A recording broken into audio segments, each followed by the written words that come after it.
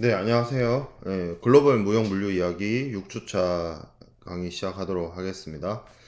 우리가 이번 시간에 살펴볼 내용은 르네상스, 그리고 뭐 대항해 시대라고 할 수 있는 신대륙, 신항로 개척에 대한 이야기들을 좀 살펴보도록 하겠습니다.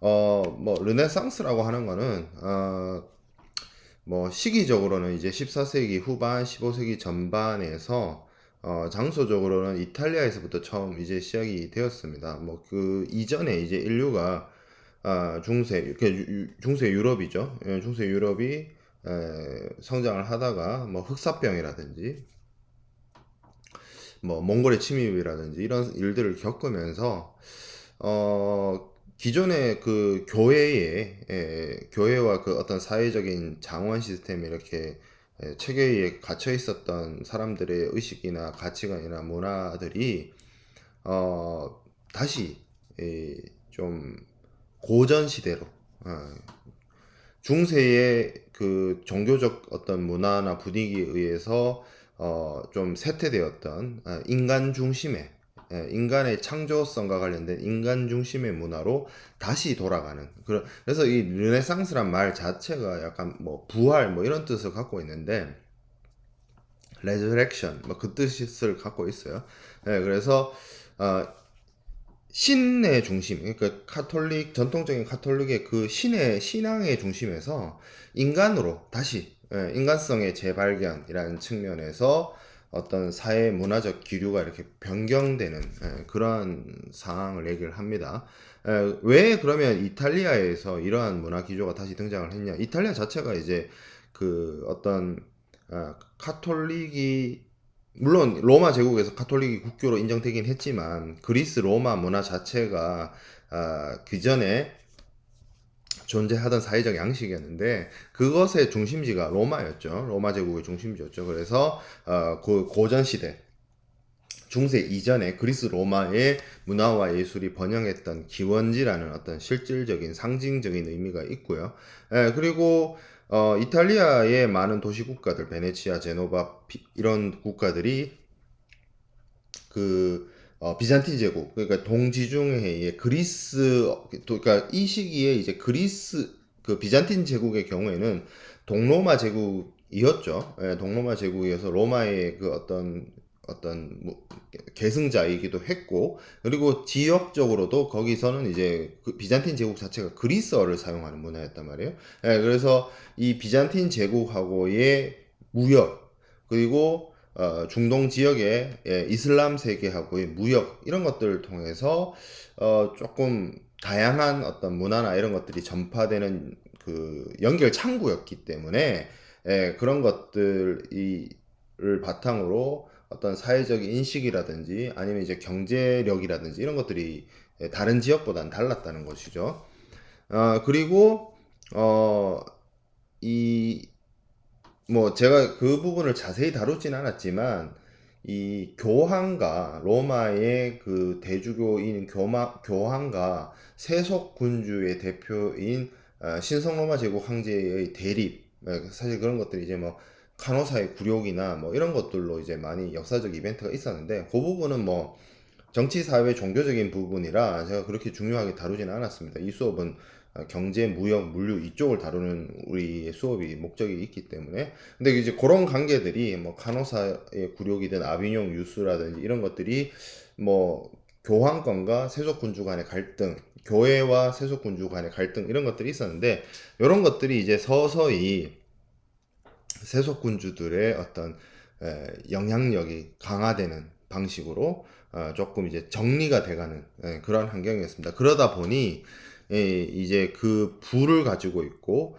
로마의 유산을 가지고 있는 이 이탈리아에서 르네상스가 시작이 됐고 특히 이제 북부의 밀라노라든지 베네치아라든지 그리고 이제 굉장히 유명하죠. 피렌체 이런 곳에서 그리고 나폴리 이런 곳에서 세속군주의 지원을 받는 그런 르네상스의 예술가들이 활동을 하고 르네상스 문화가 꽃피우고 하는 환경들이 나타나게 됩니다. 그래서 기본적으로 이제 부가 축적이 되다 보니 그런 군주들이 자신들이 사는 궁정 문화 이런 것들을 잘 어떻게 보면 발전시키게 되었고, 이게 이제 학문하는 사람, 예술하는 사람에 대한 지원이 이제 있어요. 살기 급급하고 경제적으로 궁핍하면 사회, 문화, 예술 이런 쪽으로 관심을 쏟기 어렵죠. 근데 이제 이탈리아의 도시 국가들이 여러 가지 대외 무역으로 인해서 부가 창출되다 보니 그런 것들을 이제 학문이나 예술에 투자할 수 있는 여력이 나왔다는 거죠. 대표적으로 피렌체의 이제 메디치가 금융업으로 성장한 메디치가 같은 경우에는 여러 가지 아카데미를 세우고 뭐 미켈란젤로나 이런 그 르네상스 시대의 대예술가들을 이제 지원하는 그런 그런 어떤 업적을 뭐 그것도 일종의 업적이죠. 그래서 르네상스 시대에 그 유명한 미켈란젤로라든지 레오나르도 다빈치라든지 라파엘로라든지 뭐 그런 거장들이 여러 가지 작품들 남기게 됩니다. 그래서 이 르네상스 시대의 미술은 아무래도 사람, 인간, 그래서 이쪽으로 이제 가치관을 바라보게 되었고, 뭐 인체의 균형이라든지 뭐 어떤 원근법이라든지 여러 가지 많은 새로운 기법이나 기술들을 이용을 해서 자신들의 문화적 활동을 하게 되죠. 물론 이 사람들이 다루는 테마나 이런 거는 다 또 성경에서 가져온 거예요. 근데 그걸 표현하는 방식 자체가 인간 본연의 모습을 되살리는 그런 어떤 표현 방식으로서 나타났다는 거죠. 그래서 이탈리아에서 시작된 것이 이제 점차 중부 유럽, 서유럽 이렇게 이제 전파가 되게 됩니다. 그러면서 요게 또 어떻게 보면 그 서유럽의 어떤 절대 왕정, 그런 왕정들의 절대 왕정의 어떤 후원을 받거나 그리고 종교 개혁하고도 연관지어서 이 시기 중세 이후의 유럽의 사회 문화 발전을 이야기하고 이해하는 데 있어서 르네상스가 하나의 꼭 중요한 변경점이 되는 것이죠. 그래서 르네상스를 대표하는 게 뭐 레오나르도 다빈치의 모나리자라든지 뭐 최후의 만찬이라든지 그리고 이제 미켈란젤로의 천지창조라든지 뭐 그런 맞을 겁니다. 제가 뭐 예술 쪽에 조예가 깊은 사람은 아니라서 뭐 이 정도는 알고 있어요. 그래서 이런 것들을 통해서 많은 이제 사회문화적 예술적인 발전이 이루어지게 되죠. 이 시기에 이런 것들이 가능하게 만든 원인은 또 절대 왕정의 그 태동이라고 볼 수가 있습니다. 우리가 지지난 시간에 배웠던 여러 가지 역사적 이벤트들이 있어요. 뭐 십자군 원정도 있었고, 몽골의 침입도 있었고, 그리고 결정적으로 흑사병에 의해서 전체 유럽 인구의 3분의 1이 죽는 뭐 그런 사건들이 이루어지게 됩니다. 그러다가 그런 것들이 어떤 문제를 가져오게 되냐면 사람들이 이때는 뭐 그 방역이란 게 뭐 지난 시간도 말씀을 드렸지만 제대로 완벽하게 구축이 되어 있지 않기 때문에 그 사회 시스템상의 중세의 사회 시스템상에서는 뭐 성직자나 왕이나 귀족이나 기사나 농노나 이런 것들을 구분하지만 전염병은 그걸 구분하지 않죠. 그러니까 많은 수의 귀족들이 죽고 또 십자군 원정을 통해서 또 많은 귀족들이 죽고 뭐 이런 문제들이 생겨나면서 빈 땅, 그 다스릴 사람이 없는 땅 이런 것들도 늘어나게 되고요.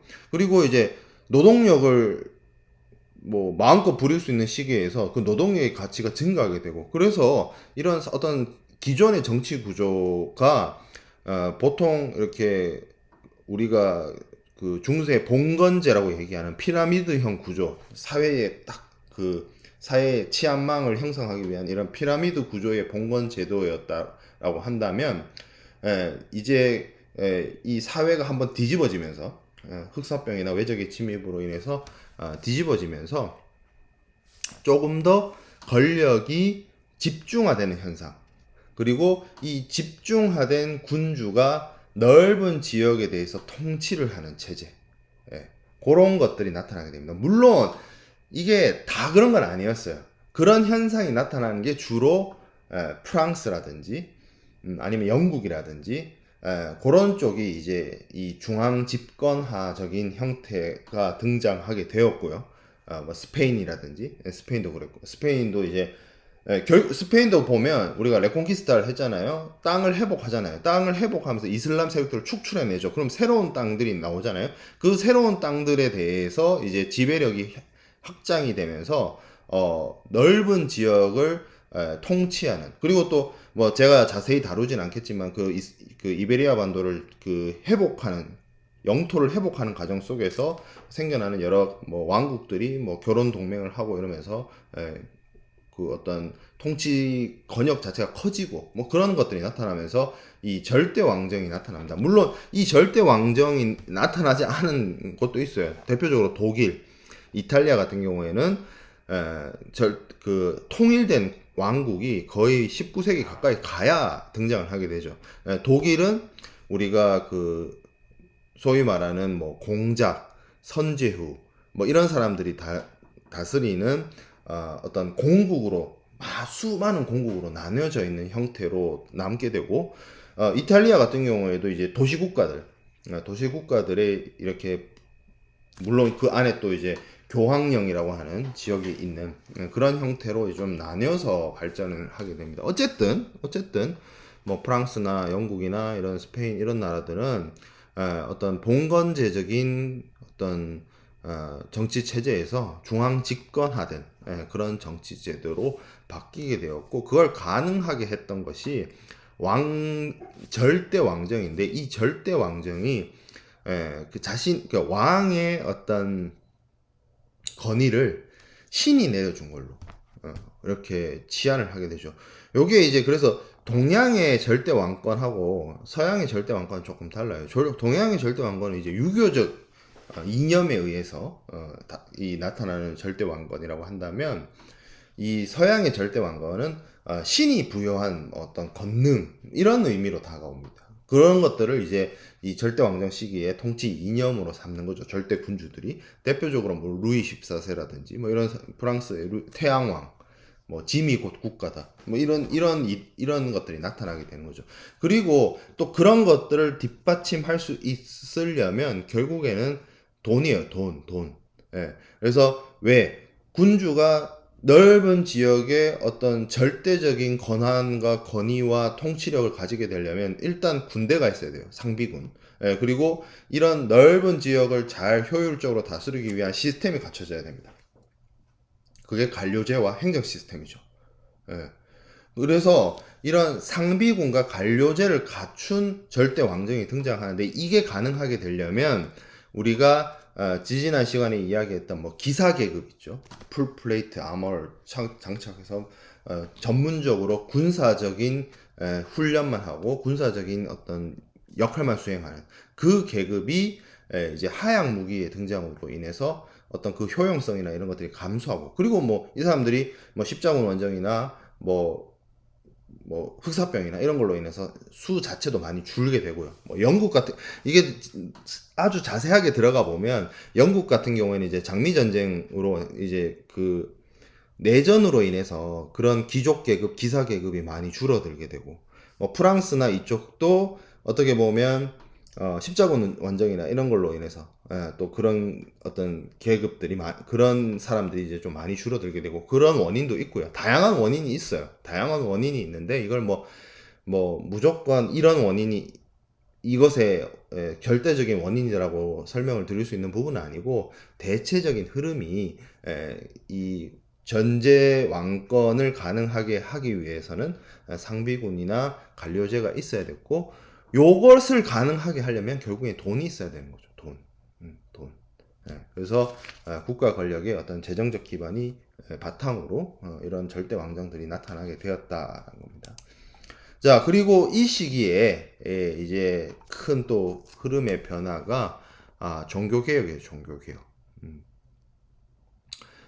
종교개혁은 그 기존의 카톨릭이 너무 이제 세속화되어서 뭐 예를 들어서 뭐 면죄부를 판매하든지 돈을 받고 이제 죄를 사해주는 그런 것들의 어떤 잘못된 어떤 모습, 이런 것들에 대해서 마르틴 루터가 비판을 하고, 그리고 어떤 기존에는 그 성직자 계급이 신의 어떤 신과 그 일반 신도들 사이에서의 신의 메시지를 전달하는 매개자로서 활동을 했다라고 하고, 그게 하나의 어떤 특권 계층으로서 자리매김을 하다 보니 거기에 대한 어떤 뭐 반발? 이런 것들이 나타나게 되죠. 그리고 기존에는 뭐 그 카톨릭의 미사나 이런 것들이 라틴어 성경을 기준으로 이루어지게 되는데, 그런 것들을 이제 뭐 영어나 독일어로 번역을 해가지고 일반 신도들이 신의 뜻을 바로 알 수 있게 만드는 일종의 그 종교 개혁이 등장을 하게 됩니다. 뭐 이런 것이 루터, 갈뱅, 뭐 이런 사람들, 종교 개혁자들로 인해서 어떤 다른 기독교의 전통적인 가톨릭에 대항하는 신교, 개신교라고 하죠. 그래서 국내에서는 이제 기독교 라고 하는 그런 분파들이 이 시기에 이제 등장을 하죠. 그래서 이 개신교를 프로테스탄트, 기존의 카톨릭에 대해서 대항하는 그런 신교의 어떤 종교 개혁들이 나타나고, 이제 이런 신교를 믿는 사람들이 등장을 하게 되는데, 물론 뭐 그 뿌리는 같다라고 볼 수 있지만 그 어떤 종교 교리의 차이라고 할까요? 이런 것들이 결국에는 사회적 갈등을 일으키게 되죠. 그래서 유럽이 신교를 믿는 나라와 구교, 여기서 구교는 기존의 이제 전통적인 카톨릭을 의미합니다. 이 두 어떤 종교 간의 대립, 갈등, 그것이 이제 기존의 속세의 정치 체제와 연계되어지면 전쟁이란 행위로 확대되게 되죠. 쉽게 말해서 신교, 그러니까 프로테스탄트를 믿는 사람, 그리고 그런 국가, 그리고 카톨릭을 믿는 국가 간의 종교 전쟁이 벌어지게 되는 겁니다. 종교 때문에 전쟁을 했다라고 하면 좀 안 와닿을 수 있지만, 아직 그 최근에도 종교라는 이름으로 민간인을 향해서 무차별적인 폭력 행위, 테러 행위를 하는 경우도 있고요. 그리고 아직까지도 종교의 이름으로 끊임없는 분쟁과 전쟁이 최근까지도 이어지고 있기 때문에, 이게 참 말로 설명하기 어려운 부분이긴 해요. 굉장히 민감하고 예민한 부분이기도 하고. 어쨌든 그래서 이 종교개혁으로 인해서 대표적으로 신교, 물론 이 프로테스탄트 안에서도 뭐 이 수업을 듣는 친구들 중에서도 이제 교회 다니는 친구들이 있을 텐데, 그 안에 세부적인 분파가 많이 있습니다. 그 세부적인 분파들 중에서 뭐 한국에 들어온 분파도 있고 뭐 이렇게 여러 가지가 있는데, 뭐 대체적으로 그냥 카톨릭 아닌 새로운 주류로서 나타난 그런 것들을 다 묶어서 신교라고 얘기를 하면, 대표적으로 잉글랜드라든지 스코틀랜드라든지 독일의 북부 지역, 노르웨이, 덴마크, 이제 북유럽, 스웨덴, 이런 지역들이 이제 신교였고, 전통적인 스페인, 프랑스, 이탈리아, 남부 독일, 이런 지역들이 이제 가톨릭 국가로서 이 좀 양분되게 됩니다. 그래서 뭐 좀 쉽게 이해하면, 날씨 좋고 따뜻하고 농사 잘 되고 이런 지역은 가톨릭 많이 믿고, 춥고 비 많이 오고 그런 지역은 이제 신교를 많이 믿는 그런 상태였는데, 이게 이제 이 시기에 이 오늘날의 독일 지역에서 30년 동안 독일에서 30년 전쟁이라고 하는 최대 규모의 종교 전쟁을 일으키는 원인이 되기도 합니다. 제 개인적으로는 이 30년 전쟁부터는 세계 대전이에요. 물론 뭐 아시아 지역이나 아프리카나 아메리카 대륙에서는 이 전쟁이 일어나는지도 모르고 있었겠지만, 이 정도 규모의 국가들이 참여한 대규모의 전쟁은 그 이전에는 없었어요. 근데 이제 그 이후에는 이제 뭐 많이 등장하게 되죠. 대표적으로 뭐 7년 전쟁이라든지 뭐 나폴레옹 전쟁이라든지 뭐 이렇게 뭐 이어지게 되긴 하는데, 뭐 제가 생각할 때 세계적인 규모의 뭐 세계적인 규모라기보다는 한 대륙 전체가 참여하는 정도의 대전쟁이 이게 거의 최초가 아닌가 싶은 생각이 듭니다. 그래서 30년 동안 싸워요. 정말로 30년 동안 싸우고, 이 30년 동안 독일의 그 전장, 그러니까 이 어디서 많이 싸웠냐면 독일 땅에서 오늘날의 독일 땅에서 30년 동안 치고받고 하거든요. 그게 그 가톨릭을 지키려고 하는 신성 로마 제국 황제의 편과 그렇지 않은 신교도 세력과의 이 대결이 계속 일어나게 되는데, 그래서 그 30년 동안 오늘날의 독일 땅들이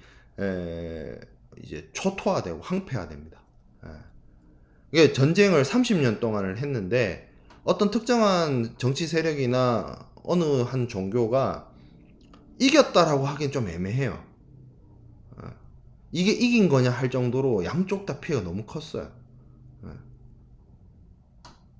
그래서 결국에는 서로 이제 싸우다 이제 이게 계속 보면 누가 이제 참전하면 그 참전한 세력이 이제 조금 승리를 몇 번 거두고, 그리고 또 반대로 어느 쪽이 또 새롭게 참전하면 또 이렇게 하고, 그래서 이게 구교 세력과 신교 세력이 치고받고 30년 동안 계속 전쟁 주도권을 갖고 하는데, 이게 왜 그렇게 되냐면 이 시기의 전쟁은 오늘날의 전쟁처럼 무슨 전선이 형성돼 가지고 거기를 전진을 하고 이런 게 아니라 이 그러니까 어느 특정한 어떤 특정한 지역을 놓고 쟁탈전을 벌이는 규모의 전쟁이었던 거예요. 그래서 뭐 영토를 반으로 딱 잘라가지고 여기는 신교, 여기는 구교 이렇게 뭐 밀고 밀리는 전선이 형성되고 그런 의미의 전쟁이 아니었거든요. 그러니까 여기서 신교 군대가 오면 거기에 대항해서 구교 군대가 올 수도 있고, 구교 군대가 여기 있으면 신교 군대는 이걸 피해서 다른 지역을 약탈하고 다니고 이런 식으로 전쟁이 이루어지기 때문에 오늘날에 보면 전면 전쟁이 아니라 어떤 지역 기반을 어떤 성이나 도시를 중심으로 거기를 뺏기고 약탈하는 그런 단계의 전쟁이었기 때문에 이것이 길어질 수밖에 없어요.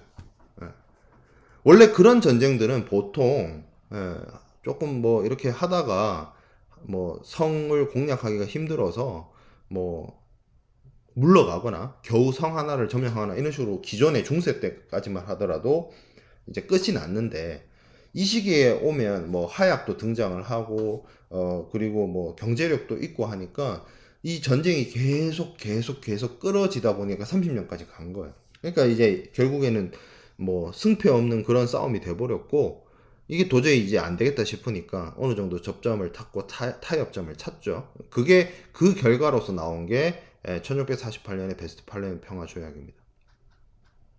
이 조약에 따라서 그 신성 로마 제국이라고 하는, 물론 제가 신성 로마 제국에 대해서 뭐 그렇게 자세하게 설명을 드리진 않았지만 그냥 그 독일과 이탈리아 북부와 동유럽, 중부 유럽에 걸쳐서 많은 어떤 공작, 후작, 백작 이런 사람들이 있잖아요. 그런 사람들의 수장 같은 개념으로 그 제국의 황제라는 자리가 있었고, 보통 이게 이제 나중 가면 합스부르크 왕가가 계속 독차지하게 되는 그런 게 있는데, 뭐 이름은 이제 신성한 로마 제국이란 뜻이긴 합니다만 전혀 신성하지 않아요. 그리고 로마하고 전혀 상관이 없어요. 이탈리아 로마하고는 전혀 상관이 없는 그런 제국이었습니다. 뭐 그런 뭐 신성 로마 제국에 대해서 뭐 제가 자세하게 여기서 설명하기 좀 그렇고, 신성 로마 제국의 어떤 영향력이나 이런 것들이 약화되게 되었고, 종교에 있어서도 이제 뭐 그것이 자신이 믿는 종교가 가톨릭이든 루터파든 갈뱅파든 뭐 그런 거 상관없이 그냥 서로 인정해주는 방향으로 30년 동안 치고받고 싸워서 결론 못 내가지고 그냥 이제 각자 알아서 각자 종교 믿자 뭐 이런 식으로 이제 정리가 된 겁니다. 이런 종교 개혁이 가능하게 만들어 준 것은 결국에는 인쇄술의 발달인데요. 기존에는 제가 설명을 드렸던 것처럼 이 그 책을 만드는 행위 자체가 유럽의 경우에는 이거를 이제 필사한다라고 하죠. 손으로 쓰는 거였어요. 그러다 보니 책값이 엄청 비싸죠. 그리고 카톨릭의 시대에는 어떻게 보면 성경이란 것이 이제 라틴어로 로마의 언어였던 라틴어로 쓰여져 있었기 때문에 일반인들이 그걸 이제 책이 비싸기도 하고 라틴어로 되어 있다 보니까 너무 비싸서 구할 수도 없고, 그리고 구한다 하들 읽을 수가 없는 거예요. 그래서 1450년경에 구텐베르가 금속 활자, 물론 동양에 여러분들 알다시피 한국에는 이거보다 빠른 시기에 이제 금속 활자가 사용되기도 했죠. 근데 뭐 유럽은 어떤 의미에서 저는 그런 생각도 들어요.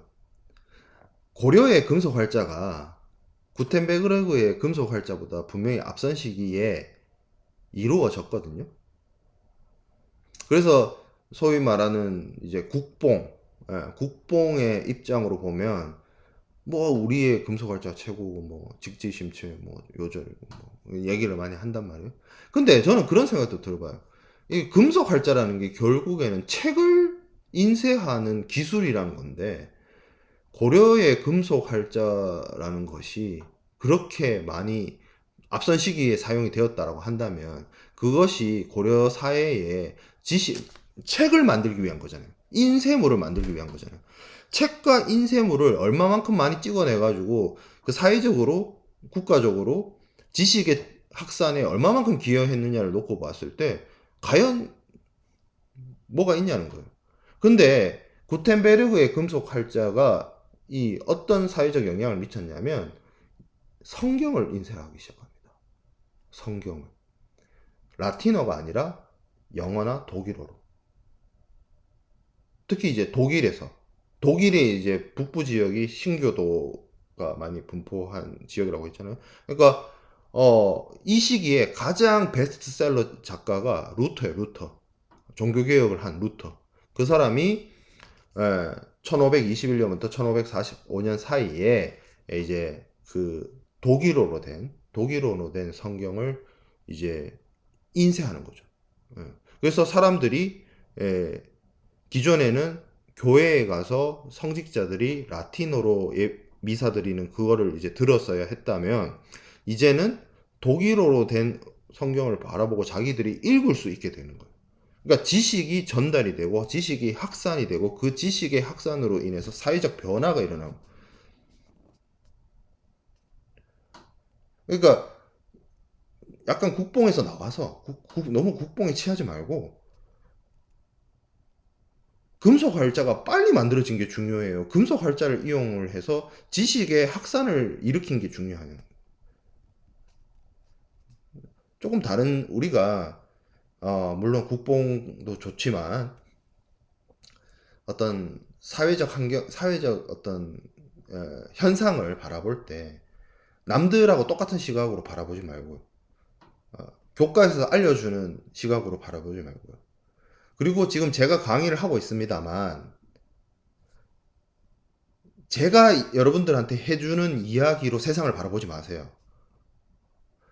제가 세상을 바라보는 시각은 저의 생각이에요. 저의 가치관이고.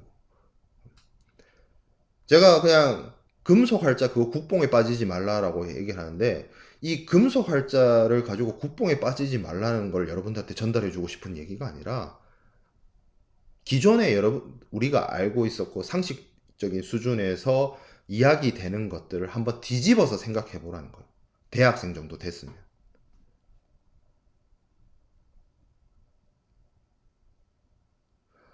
남들과 똑같은 생각, 남들과 똑같은 가치관, 남들과 똑같은 입장, 그 좀 심심하지 않나요? 지겹지 않나요? 왜 모든 사람들이 다 그렇게 생각할까? 저 사람들은 왜 다 저렇게만 생각할까?를 한번 스스로 한번 반문해 보기도 하고, 왜 그럴까?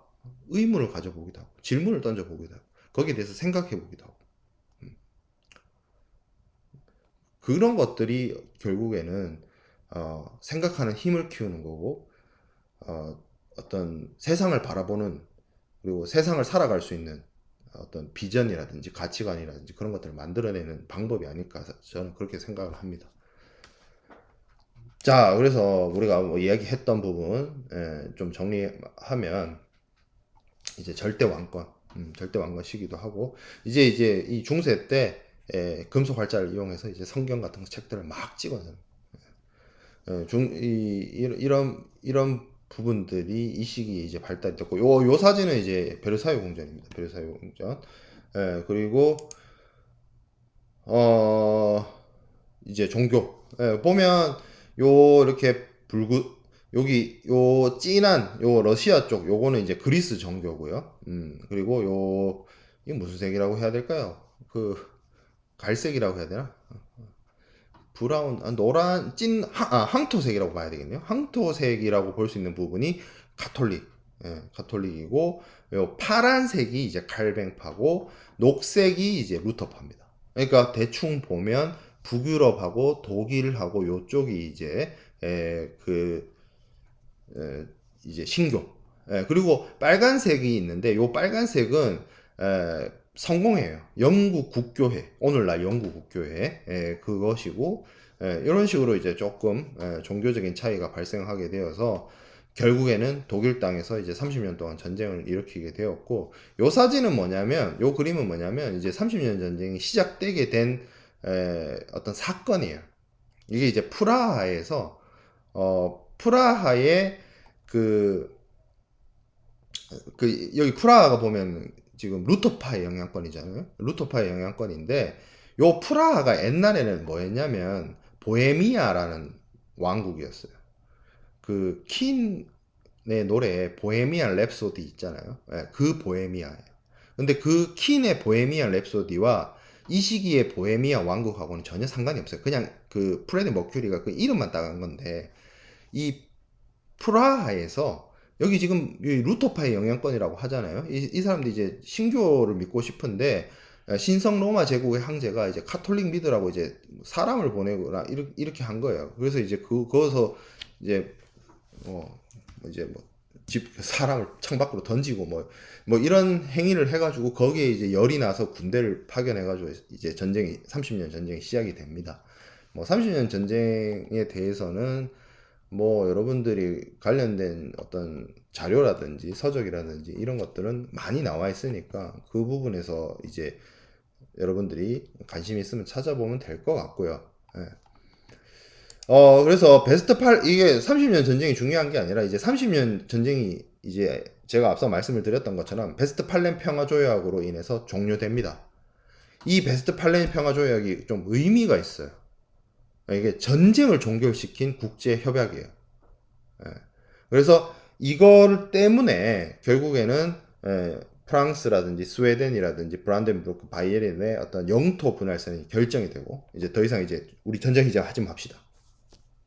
그리고 결정적으로 국가 간에 그리고 종교에 대해서 여러 가지 합의가 이루어집니다.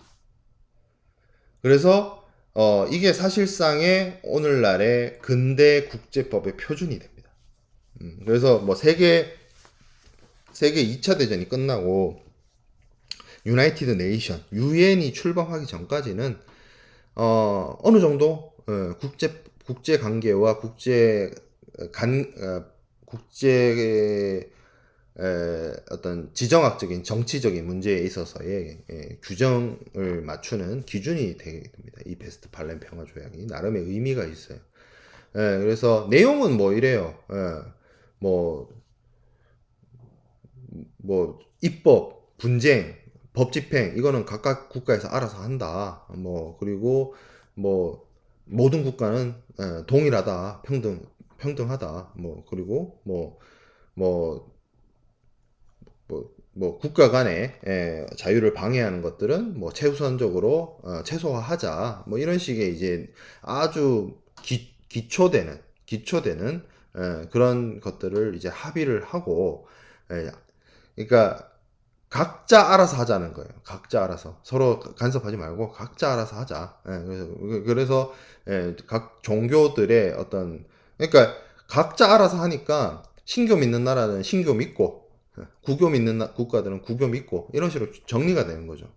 그래서 여기 보면 뭐 브란덴부르크, 바이에른, 작센 이런 것들이 등장하는데 이거 다 지금 독일입니다. 독일이거나 어, 작센의 일부는 오늘날 독일이 아닐 수도 있겠네요. 저기 뭐 폴란드나 체코 쪽에 가 있을 수 있겠지만 어쨌든 브란덴부르크는 오늘날의 베를린 지역이고요. 바이에른은 오늘날의 미넨, 우리 바이에른 미넨이라고 하잖아요. 그 축구팀, 축구팀. 그리고 작센은 지금 동독 지역하고 체코 그 폴란드 지역에 걸쳐 있어요. 여기도 일종의 뭐 독일이라고 볼 수 있는데 그러니까 이게 뭐였냐면 독일이 제가 앞서서도 설명을 드렸지만 프랑스나 영국이나 스페인이나 다르게 뭐 소위 말하는 공국 여기서는 이제 뭐 선제후라고 하는 지방의 봉건 영주들에 의해서 다스려지는 조그만 어떤 공국, 후국, 백국 이런 식으로 지방 어떤 통일되지 않은 여러 가지 국가로 분리되어 있었고요. 독일이 하나로 통일되지 않고 독일이 통일되는 것은 나중에 프로이센에 의해서 독일 제국이 성립이 되면서 오늘날의 독일과 유사한 형태의 영토를 형성하는 통일 국가가 등장을 하게 됩니다. 그때까지는 다 보면 뭐 작센 왕국, 프로이센 왕국, 바이에른 왕국, 하노버 왕국 이런 식으로 독일이 쪼개져 있었어요. 그런 것들이 이제 결정적으로 이 30년 전쟁 이후에 더 강화된다는 거죠. 자, 그래서 이 시대적인 중세 이후의 시대적인 변화에 대해서 살펴봤고요. 종교개혁이 이 어떤 경제 사회적으로 미친 영향에 대해서 또 한번 내용을 중간에 끊고 이어서 진행해 보도록 하겠습니다.